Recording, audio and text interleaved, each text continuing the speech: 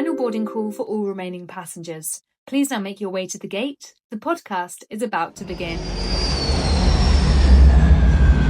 Welcome to another episode of Let's Talk About Travel. It has just absolutely flown in the last few months and have really enjoyed doing these podcasts and having some great conversations with colleagues and friends. And today I'm delighted, my special guest is Michele Lister from Travelpack Holidays, and looking forward to a conversation. So welcome to the show, Michele. Thank you very much, Linda. Thanks for inviting me. So I've known Michele for a long, long time. We go back very long. A long, long way. We'll not even say how many years No, it is. let's not. But Michele is the business development manager for a company called Travelpack Holidays. And for the viewers and listeners, it might not be a name that you're too familiar with because it's very much a trade-friendly supplier. But we have worked with Travelpack for many, many years. Many years, roughly about 40 years. Oh, over 40 years now, yeah. And they're a tailor-made specialist. So really what that means is that Travelpack, if they can't do it, then nobody can. Nobody can. That is exactly it. And now the way I would explain Travelpack as well is like, if you can dream it, then we can put it together. Oh, that's a nice way of putting it, isn't Definitely. it? Travelpack, and we'll go on to talk about Travelpack, are really big in all the sporting events, which is great. But really, if somebody comes to us with it's not a strange request, but a more complex itinerary, then we absolutely know that Travelpack can piece it all together, be it, coach tickets, rail tickets, everything can be pulled together under the one package. But before we do that, let's talk about Michele. So let's talk about me. How did you start in travel, Michele? Oh, going back many moons ago, when I was 16, I started as a YTS, if people remember what YTS is. That's you're showing your age when you say YTS and not apprentice. So youth training scheme, I started with 80 Mays in Parkhead. And then throughout my career, just worked my way up through various positions and end up in management in one of the holiday hypermarkets. So the big team and things there as well. And then went on to, after about 33 years, decided to leave retail and come out on the road and work for a tour operator. Which is nice because you've done full circle, so you've been where I am, and now you're the other side of the desk, so you can see it from both sides, which is good. So bringing that wealth of experience into a tour operator is great. Absolutely, yeah. And it is like so I still deal with consumers as well, so I still do customer events and I still do like agent events as well. So it's still good that I still speak to customers because I do think I do miss the retail side of it as well, because dealing with the public and making their dreams come alive, but I still get to do that working with Travelpack. Brilliant. So it's really good. Yeah. Travel it gets in your blood, doesn't it? Yeah. And I've said this multiple times on the podcast, but it's not the best paid job in the world, but we have some amazing experiences. Absolutely. And it's a privilege to be part of people's holidays. You get to book their dreams, and you're with them their memories, all their stages of their life, whether it's their first holiday when they leave school, their honeymoon, their family holiday, their retirement holiday, and that's how old I am, that I've gone right through generations of I'm there with that as well. So I had clients like that as well, where you start off, they're coming in for their young and lively holiday, and then you work through you get the engagement, you get the wedding, and then the families come along. So I've been there as well, and it's lovely to be part of that. And your travel agent should always be like your hairdresser or your dentist.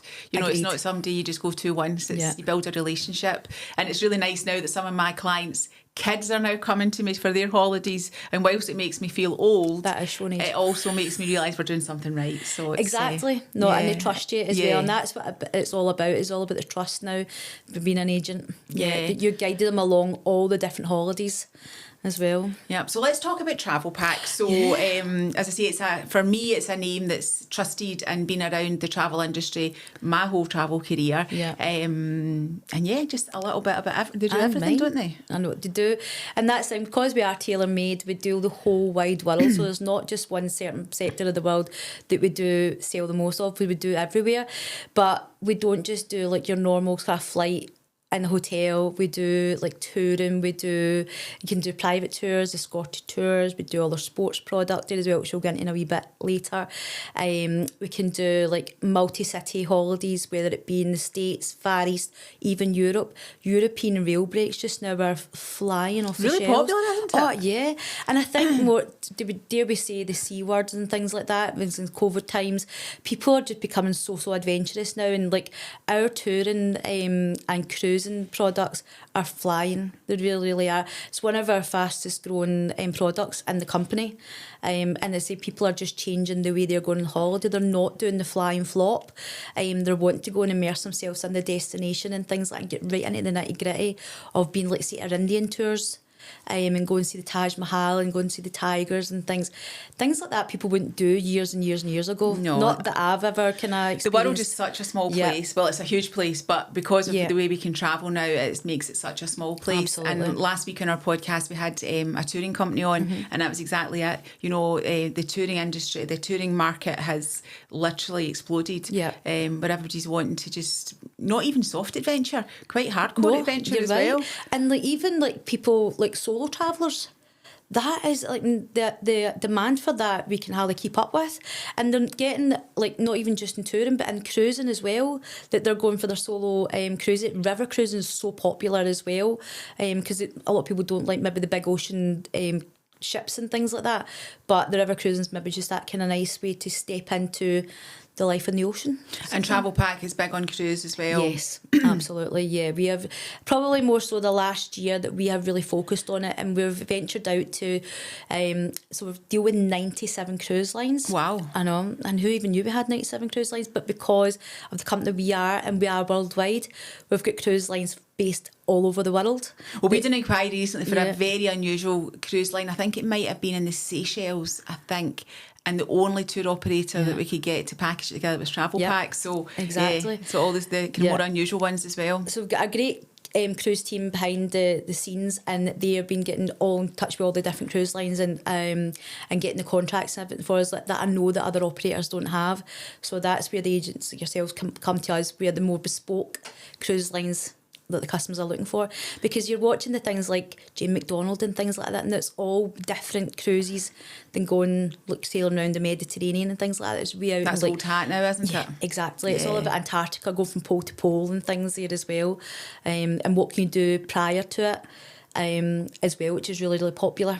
Well, that's one of the things, you know, customers are now starting to ask for. They don't just want to, you know, fly out to Athens and home from Rome. What we're going to do before, what we're going to do after.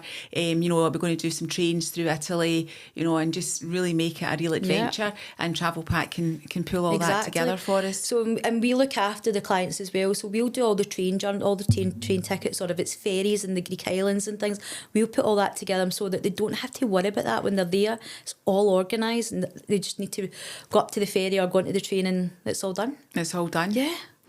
Life's easy. Then we'll come back and talk more about all the different destinations, but let's talk a little bit about the sporting events, which is just so massive in football. Oh, massive. And obviously this year, even more massive, because there's might just be a little football match happening this year. Just a wee one happening over in the States and things, So I mean, like, once the draw was made, obviously Scotland's there as well, which we're all really proud of. Once that draw was made, my phone was like the bat phone, as I would say. It was ringing off the hook. The teams we had them all on standby, waiting for it all, and then as soon as the draw was made, within minutes they were rocking and rolling, and honestly, it was such an electric atmosphere, and then obviously the following day when we found out we were going to beat, it was even more. We were so busy, but teams worked relentlessly and just like it was so fantastic. But the deals that we're going about were just phenomenal, and obviously we have the tickets as well for the games, so whether it be Scotland or whether it be England or wherever you want to go, we can get the tickets for any match. And they're guaranteed as well, which is guaranteed. great. Yeah, and it's not just the World Cup. I mean, obviously the World Cup is a one-off. Probably for Scotland, it's a one-off in our lifetime. But it's all the football fixtures. Yeah. So if customers are looking for even UK tickets, then Travelpack have got access. So it always amazes me to see the tickets that they've got available. I know. I mean, like, we do all the Premiership stuff. We do all the UEFA Cup, Champions League, even your European games like Serie A and all the kind of things, like all the different leagues out in Europe. So if people even on holiday and they maybe want to go and do a stadium tour, we can arrange for that. Or they maybe want to just go and do a game. So we can arrange for hospitality tickets or just general admission. Whatever they would want to do, yeah.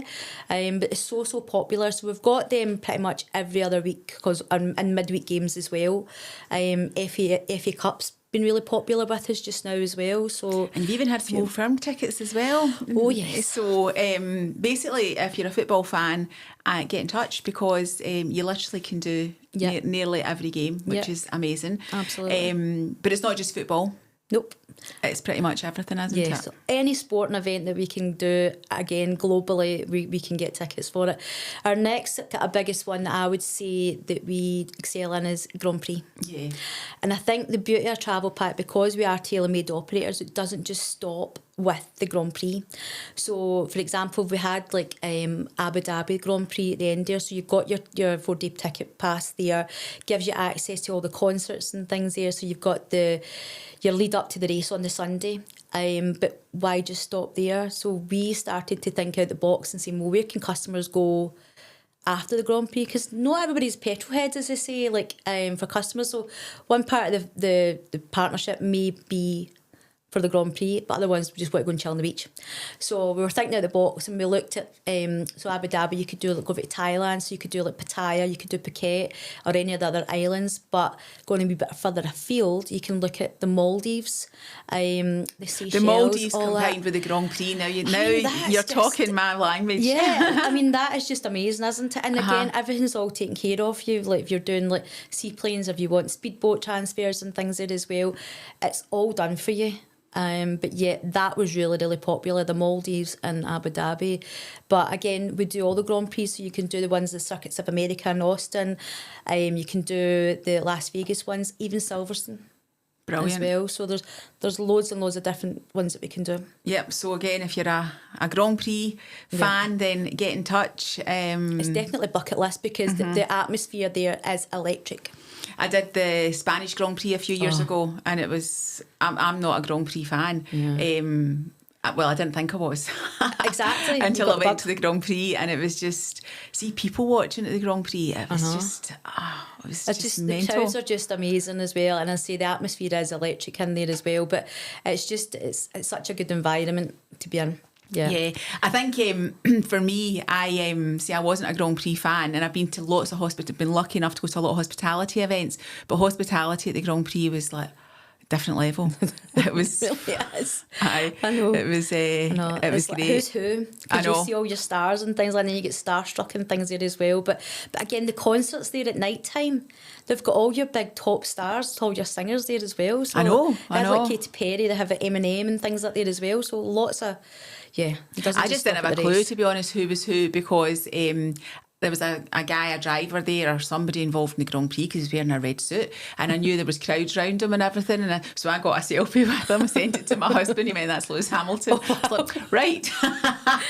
So I'm a little bit more up in it now, but at the time I had absolutely zero clue. Yeah. But the point of that is, even if your partner's really into Grand Prix and you're not, then you don't go along for the ride and then add on a holiday at the end of it. So. Best of both worlds. That's the way I look at it as well. But again, with Grand Prix, we move on from there and the other sports we do. So if you're going out to like New York and go and do the New York Yankees and things like that, you can do baseball, you could do ice hockey.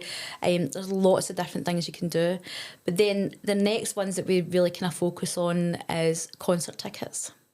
Oh, I forgot you did that as well. See, literally I said you did everything. So concert tickets. So like so now we've released Bruno Mars. He seems to be the flavour of the month. We had Lewis Capaldi, we had Taylor Swift for all the Swifties, and then Oasis, to name a few. We had all of them. So, and again, that just didn't happen in the UK. It was all over. So wherever they went, You could do it. we could get tickets. Yeah. So you could technically follow your favourite band singer All around the world. Yeah, go on tour with them, literally. Now, there's Just an not idea. with them, but you're well, practically stalker. stalking much. But yeah, that's the thing. But yeah, it's you can go and tour the whole world with them. Yeah, I forgot you did tickets, and that was the other thing. You know, when like Taylor Swift was completely sold out, we were still getting access to some tickets last minute that obviously Travelpack had managed to secure. Yeah. So so exactly, the world is your oyster. Absolutely. Yes, absolutely. And city breaks. Yeah, so because you use low cost carriers as well. We use all the airlines. So I think I've counted it the last time we were up to maybe about 160 airlines we work with that we have maybe like direct partnership with or we get access to. So all your low cost carriers, which makes it opens Europe up for us a lot more, especially from Scotland because there's like very little direct flights and things there as well. But the European one city breaks are just amazing prices, medium value for money, especially if you multi-centre it. So you could do like the European ones and do all your train journeys in between it as well. And I say that's everything's taken care of. And also get access to the most incredible amount of hotels, self-catering, villas, because villas is another thing. Yes. That sometimes if you're struggling to get a villa in a certain area, phone Travelpack and they'll always manage to secure something for us. Exactly. So we deal with over like 25 different villa companies, and we've just recently signed up with another villa company there. It's all luxurious stuff. So if you were doing like, say, going out to Barbados and you're wanting a luxury villa there, you maybe want your private chefs coming in or like your cleaners and things like that coming in as well, we can do all that for you too. Brilliant. It's all organised. And that's the thing, people hear the word, it's tailor-made, it's bespoke, that would generally suggest it's expensive, but I would say it's value for money. Value for money. You're getting what you want, because as I said, if you think about it, if you dream about it and say that you want to maybe like 3 nights in New York, 7 nights in Barbados and then fly on to somewhere else, you can't do that without going to a travel agent.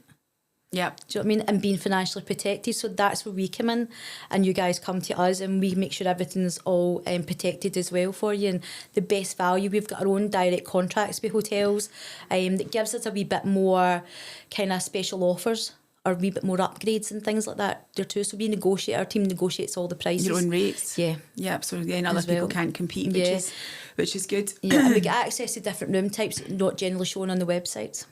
Yeah, I've noticed that, and sometimes your rates will include breakfast, whereas the other ones will be room only, and so exactly. And one of the most popular ones we do with yourself is Iceland and New York. Yeah, because obviously we've got the Iceland Air flight from Glasgow, so if you're going to go to New York, you're heading that direction anyway. Why not combine it with a couple of nights in Iceland? You don't just need to stop at like the hotels and the flights. We've got all the different excursions in the background as well. So you can do like the Blue Lagoon, we can do like Northern Light tours and things there as well. And even going over to like New York, you can do like the open top buses. You can go and do the Circle Line cruise going around Manhattan and things there as well. The list is endless. I think we deal with over like 2,500 experiences alone in New York. So it's literally, bespoke, exactly what you want. Every day can be catered for. Brilliant.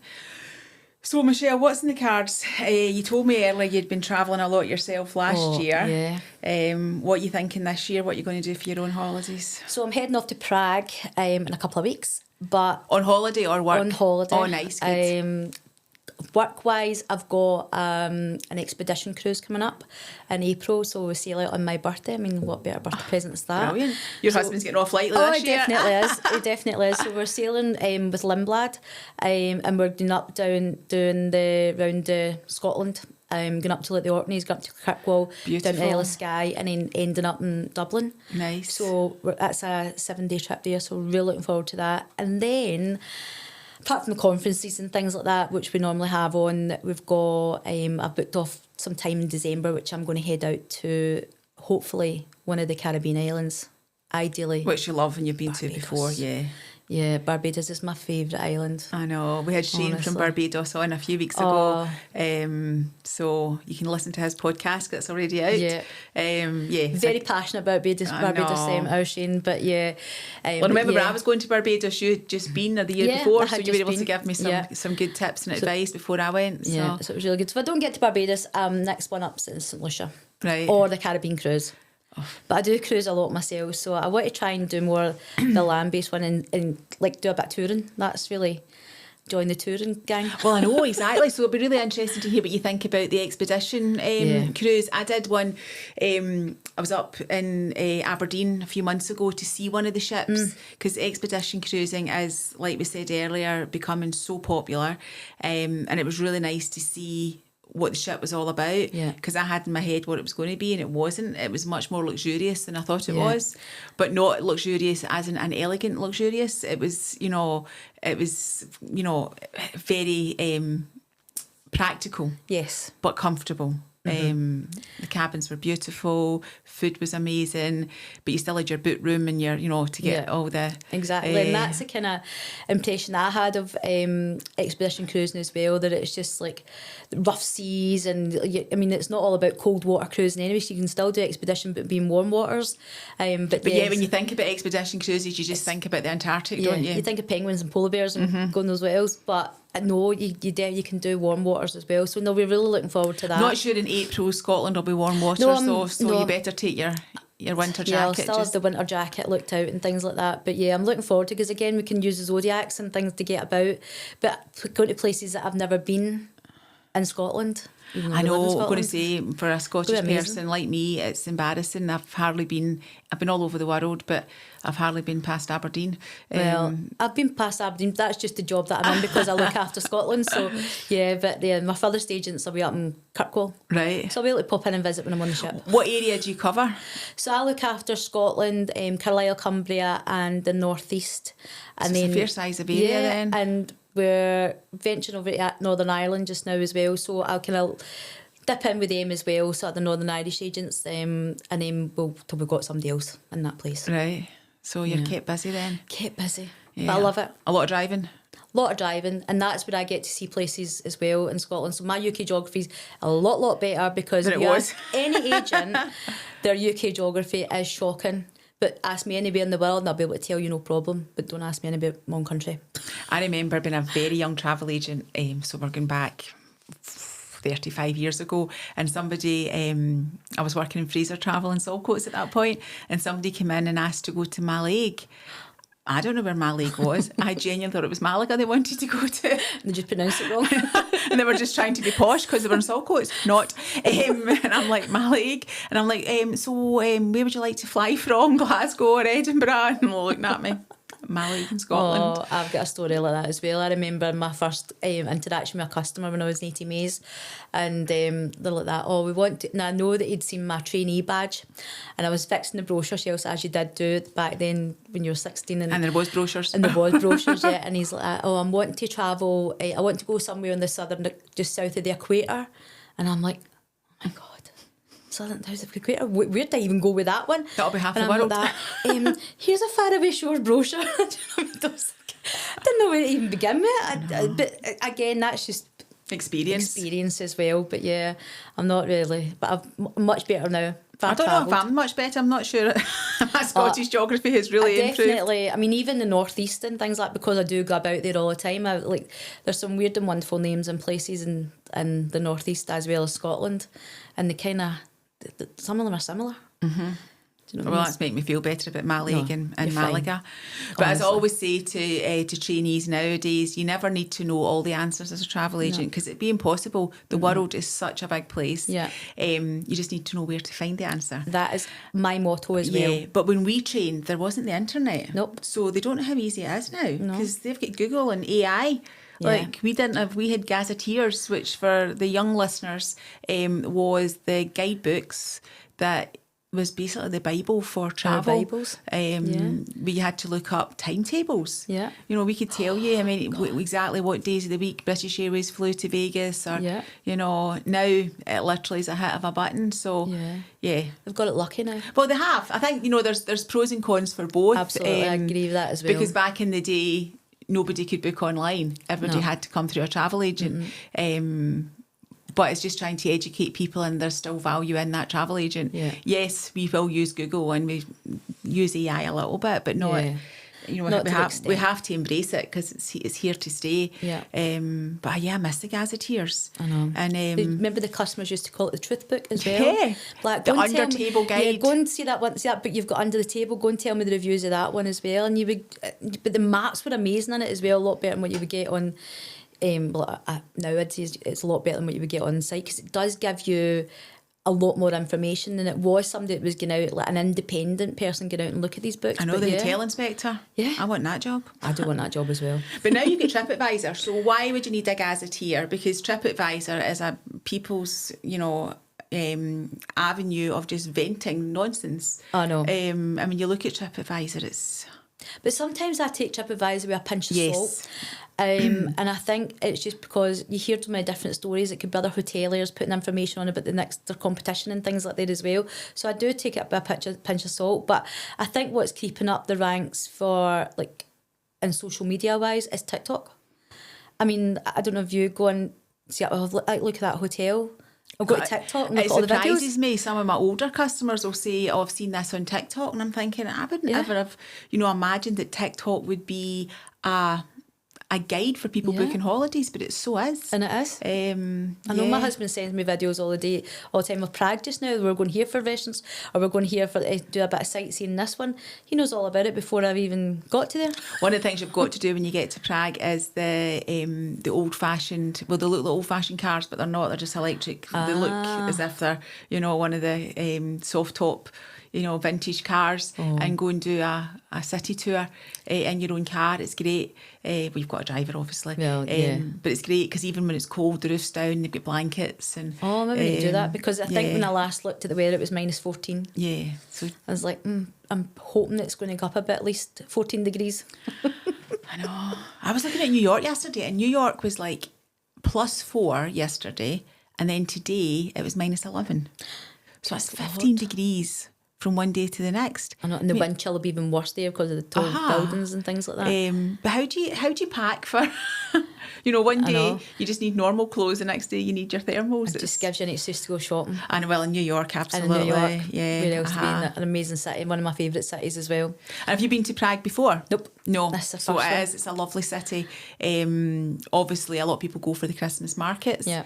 But it's a city you can go all year round. It's Looking great. forward to it. Yeah. See, we were originally booked before, and the day we went into lockdown was the day I was meant to fly out. So, second right. time lucky. So, fingers crossed. I was booked for Budapest a few weeks before lockdown, and I've not been back to Budapest, so I need to get that on my... There you go. That's one of my other ones, and Budapest as well is right up there.